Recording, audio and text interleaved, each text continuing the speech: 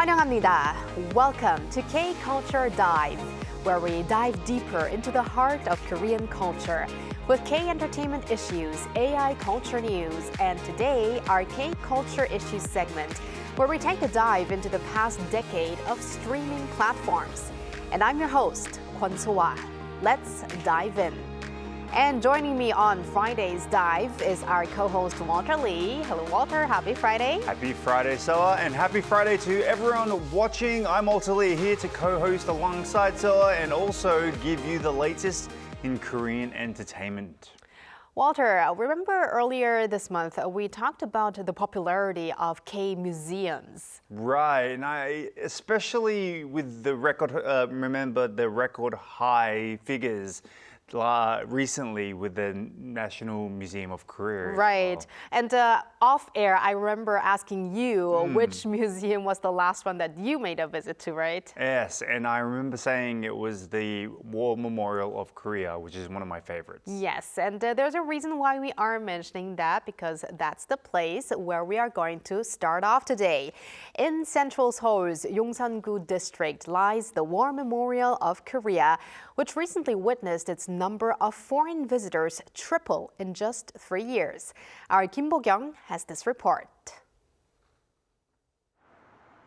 From 170,000 in 2022 to more than 520,000 in 2025. That is more than a threefold increase in the number of foreign visitors to the War Memorial of Korea. Worldwide interest in South Korea's culture has spilled over into K-history, and many foreign officials' visits to the War Museum pushed the increase in numbers.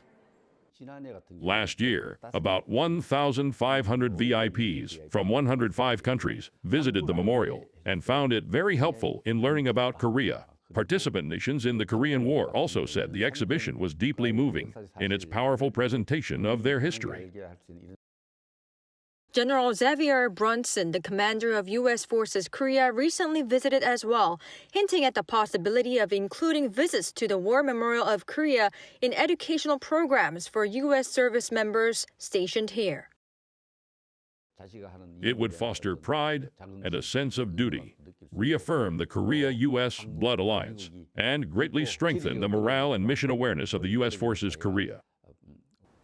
As if to show the boosted interest in Korean history, there were many foreign visitors even in the freezing cold. So I've been recommended by some colleagues at work to come here. I think it's particularly important to learn about the history of the country. Many foreign visitors' main interest lies in the Korean War, during which General MacArthur's Incheon landing successfully ended the North's occupation of the South and led to the current division of the Korean peninsula with DMZ in the middle. Another exhibition room that draws attention is the section explaining how UN member states dispatched troops and medical units to support the Republic of Korea. Through detailed accounts of the roles played by troops and medical teams from 22 UN member countries, visitors can learn about their own nation's contributions. This helps them feel a deeper connection to Seoul and a shared sense of history. As global interest in Korea continues to grow, the War Memorial of Korea is emerging as a key destination, serving as a powerful gateway to understanding the country's past. Kim Bo-kyung, Arirang News. Myeongdong. True to its name, a bright village, it has long been the beating heart of Seoul. But beneath its glittering lights runs a deeper, richer story waiting to be told. Centuries ago, this area was known as Myeongnebang, a village home to scholars of learning and virtue. The wisdom and etiquette they upheld laid the foundation for what Myeongdong has become today.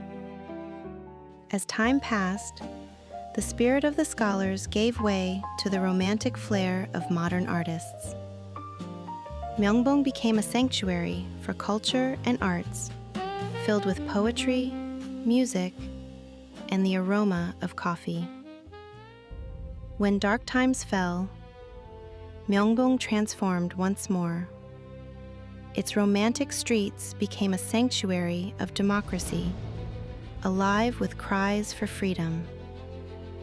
The iconic Myeongbong Cathedral stood as a steadfast fortress, embracing the passionate voices of the era.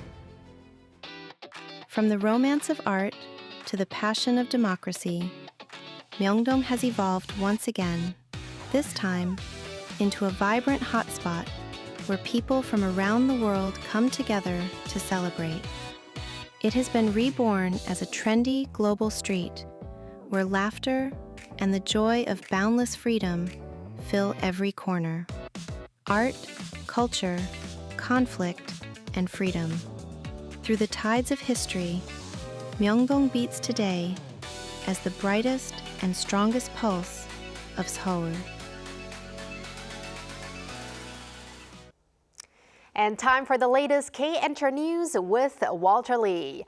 Walter, we know that K-pop Demon Hunters has, of course, been a mega success. Indeed. But did we know that this film is actually going to make it to the world's biggest film award ceremony? I mean, who knew that it could even go as far as the Golden Globes? But K-pop Demon Hunters has been making waves in Hollywood, and the 98th Academy Awards has taken notice. Now, the animated film directed by Korean-Canadian filmmaker Maggie Kang has landed one major Oscar nomination, while the soundtrack has earned another. According to the Academy of Motion Picture Arts and Sciences, the film was named a Best Animated Feature nominee. On top of that, its standout track, Golden, earned a nomination for Best Original Song. The double recognition shows the film's strong global appeal and growing buzz ahead of Oscar night. Unfortunately, director Park Chan-wook's film No Other Choice, which is a strong contender, which had previously advanced to the International Feature Film shortlist, ultimately fell just short of making the final list of 5 nominees. But with animation, music, and K-culture colliding on Hollywood's biggest stage all eyes are now on K-pop Demon Hunters to see just how far it can go at the Oscars. Well, sad news for director Park, but let's do hope that K-pop Demon Hunters can walk home with 1 or 2 Oscars. Let's hope so. And now, Walter, let's talk BTS and Arirang. Yes, indeed. So BTS are already rewriting history in the record books, and their new album, Arirang, hasn't even dropped yet. How is that even possible? So the group's fifth full-length album has surged to #1 on Spotify's Countdown Charts Global, a ranking that tracks the most pre-saved albums and singles worldwide ahead of the release. Now, the momentum has been unstoppable. Just 2 days after its pre-saves opened on Spotify, which was last Friday, Arirang, the album, not us, smashed past the 1 million mark, and by day 4 that number had doubled to over 2 million. Now, the album also dominated Spotify's top 10 countdowns, holding the #1 spot for 5 consecutive days from day 2 through 6. Now, with global excitement, Arirang is set for release on March 20th, and all eyes are now on the records BTS could break next, the milestones they could set, and the lasting impact they're poised to leave on the music industry. I really wonder how that song, I mean, the title of the album is Arirang, but if they do also have a song itself that's called that way, how that will sound like. I hope they do. I hope they do. Yes. And Walter, you have some other news, this time on a film that hasn't released yet, but we're already seeing some success. Yes, so going from music to that hasn't been released yet to film. Now, the thriller Sister is already shaking up the box office, and it too hasn't even been released yet. Rising to the top of advanced ticket sales among films opening in the same period, Sister has quickly emerged as one of the most talked about dark horses in theatres. Now, the film's rapid pre-booking momentum is a clear sign that audiences' curiosity is running high. Now, at the centre of the story is a tense kidnapping gone wrong. Two kidnappers abduct the daughter of a wealthy family, only to find themselves trapped in a dangerous psychological standoff as buried secrets and shocking truths begin to surface between the three of them. Now, it's starring Chung Ji-soo, also Lee Soo-hyuk and Cha Ju-young. The film promises relentless suspense and gripping performance. Now, with its release just around the corner, all eyes are now on Sister to see whether it can turn pre-release buzz into both box office success and critical acclaim once it hits theatres. All right, thank you very much, Walter, for those updates, and stick around. Will do. And now we're going to go over to our sister, or AI anchor Arirang, for more on the culture front. Arirang, over to you.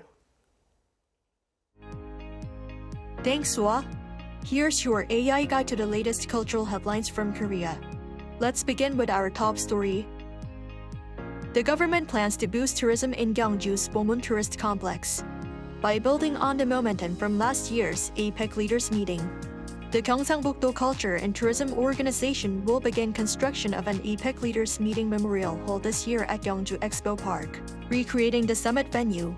Plans are also underway to attract a branch of the National Museum of Korean Contemporary History to the Bomun complex, and to develop a 30 billion won, or $20 million skywalk and observation deck.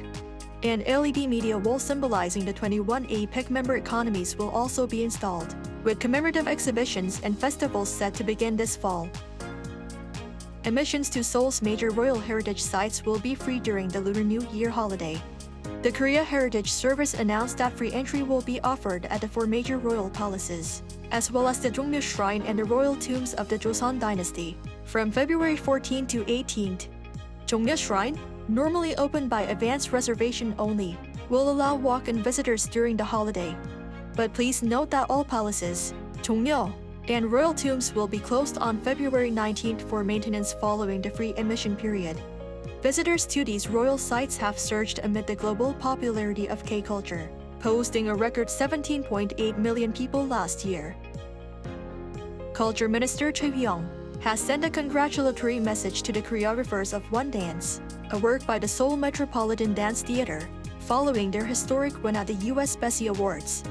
Che said the achievement marks a significant step in showcasing the excellence of Korea's traditional arts and the creative strength of Korean dance on the global stage. Choreographers Jung Hae-jin, Kim Sung-hoon and Kim Jae-deok received BESI's Outstanding Choreographer and Creator Award earlier this week. One Dance, which premiered in 2022, reimagines the ritual dances of Jongmyo Chereak, a UNESCO-recognized heritage, through a contemporary lens. That's all from me. Turning now to a quick look at more K-culture stories making headlines today.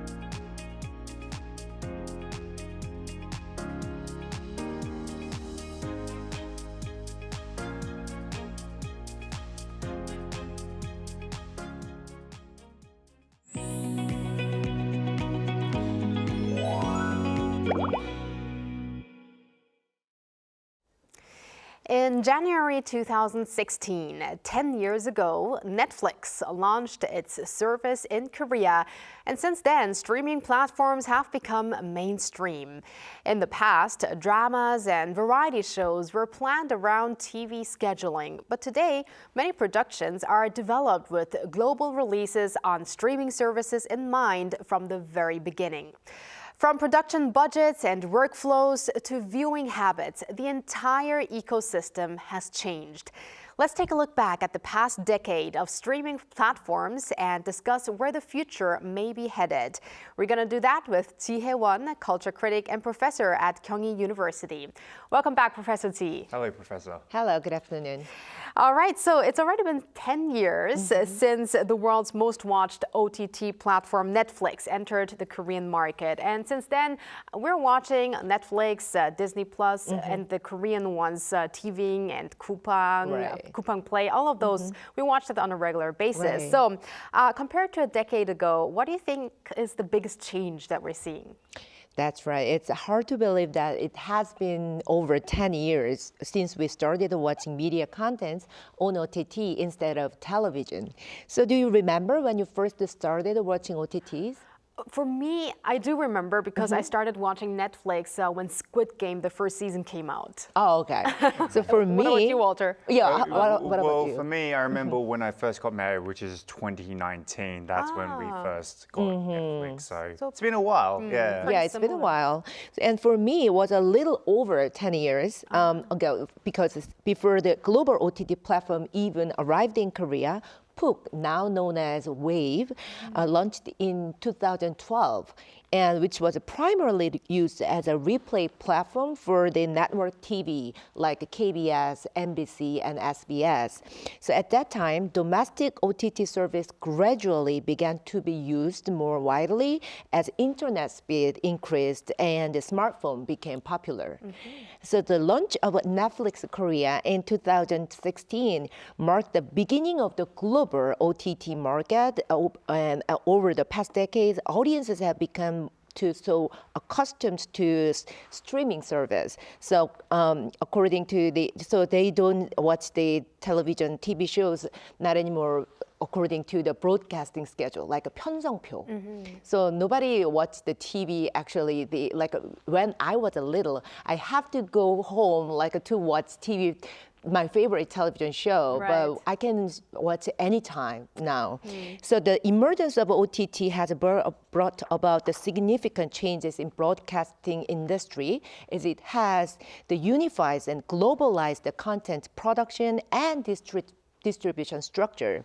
So in the days before OTTs, it took time for successful programs to be exported overseas. But now, the viewers around the world can simultaneously consume the contents even without language barriers with the subtitle. Not only did we have to run home, but we even had to record on videotapes. Of course. But Professor Tsi, then looking back at the past decade in Korea, which were some of the most symbolic or influential titles? Actually, the sectors with the biggest change on OTT platforms over the past decades are the broadcasting and films. So global OTTs such as Netflix and Disney Plus has launched the Korean services and are expanding their market with the local original series. So following the release of Bong Joon-ho's film 옥자 in 2017, so that was actually Netflix's the first original Korean series. So Netflix's market shares expanded with the release of the writer Kim Eun-hee and the director Kim Sung-hoon's Kingdom in 2019. And Netflix then garnered attention in 2021 with the launch of the Squid Game, 오징어 게임, and Hellbound, 지옥, and TP. In 2022, it expanded its base of Korean original contents with the All of Us Are Dead, 지금 우리 학교는, and the Glory. And in addition, the Disney Plus launched its service in Korea in November 2021 and has been steadily producing Korean original series such as Big Bad Casino and Moving, A Shop for Killers, Light Shop, and most recently, Made in Korea. I think I watched almost all of those. And there was also one of your favorites, right, Walter? Kingdom. Yes, indeed there was. Kingdom was one of my favorite ones to watch. Talking about that, local elements like Joseon era zombies, as well as traditional Korean games. I mean, on paper, that doesn't actually sound too appealing, just games and maybe just zombies, but they ended up gaining very, very strong global appeal.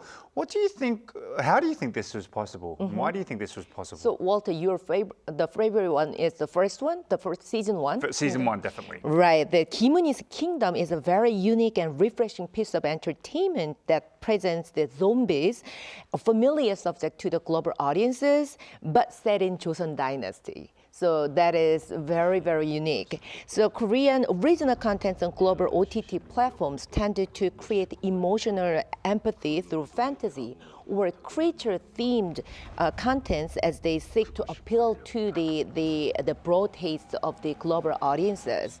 In that sense, the narrative of surviving among zombies or the competing for money is a simple yet familiar structure, However, the addition of Korean culture and emotional elements creates a uniquely engaging experience.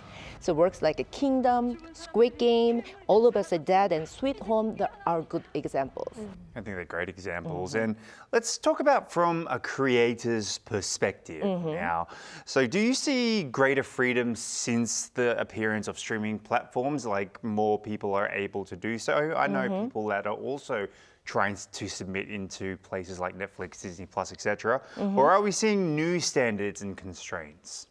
Yeah, of course, OTT is relatively free from the regulation of the traditional broadcasting industry, the systems.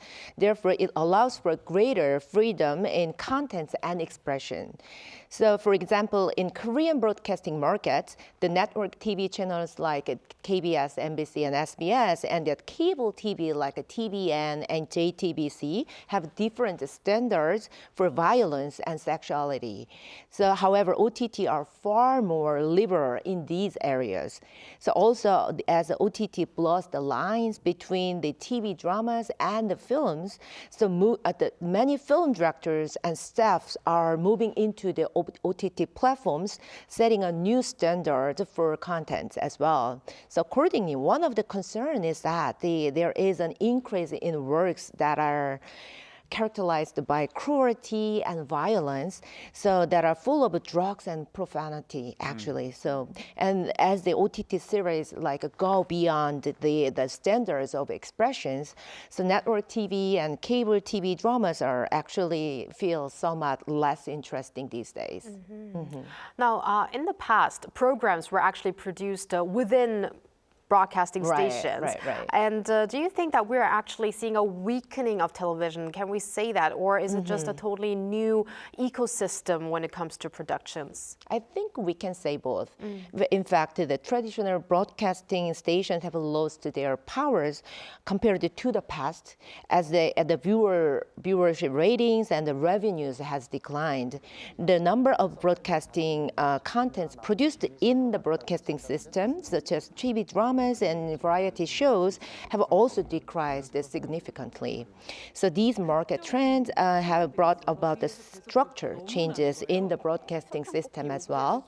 So the traditional broadcasting system is shifting toward an individual studio system. For example, famous directors and writers increasingly establishing the separate studios, producing their own contents, and then distribute them through the like OTTs and the other platforms, and even YouTube actually. So the production companies such as like Taeho, founded by Kim Tae-ho, who is famous for the infinite challenge 무한 도전, and Egg is Coming is another one, which includes well-known directors Na Young-seok, Shin Won-ho, and the writer Lee Woo-jung. So these companies have produced many successful shows like 채널 15야, and Earth Arcade, the 지구 오락실, Salon Drip, and the Earth Marble World Tour, 지구 마블 세계 여행, and they distribute them on the traditional TV broadcasting systems and YouTube and even Netflix. So. Personally, from my perspective as a communication major, while broadcasting stations, the traditional stations were the most desirable companies when I was in college, but now the platforms for working in the media market is very various and open up for much more broadly. I think which is better for the newcomers. But it looks like the masterminds behind all that are still there, but they are just distributing to other platforms. Right. That's correct. And despite the rise in production budgets, I mean, when we saw Squid Games 2 and 3 get their productions, it was massive. Debates over the IP ownership and profit sharing structures have deepened, in fact. Where do you think the core frustrations within the industry lie right now? Right, rising production costs are a significant burden for the Korean media industry, actually. So with audiences becoming increasingly demanding and the competition between platforms intensifying, the scale of production is inevitably increasing. So the film market failure to recover from the COVID-19 pandemic has led to famous stars and staffs moving into the OTT platforms, I think which is driving up the rising in production cost as well. So also since the most of the IPs of the Korean original series we mentioned today belong to the global OTTs. So these are concerns about the sustainable the development of the Korean production companies when considering the added value that can be created in the future. Well, let's see what the future will hold for us in the next decade. But that's all the time we have today. Professor Z, thank you very much for your insights and stay warm. Thank you, Professor. Thank you very much. And thank you, Walter, as always. So stay warm yourself and Will do. have a great weekend. See you on Monday. See you. Thanks for watching and your interest in everything K-Culture. K-Culture Dive will be back on Monday, 2 p.m. Korea time. Have a culture-filled weekend and keep diving.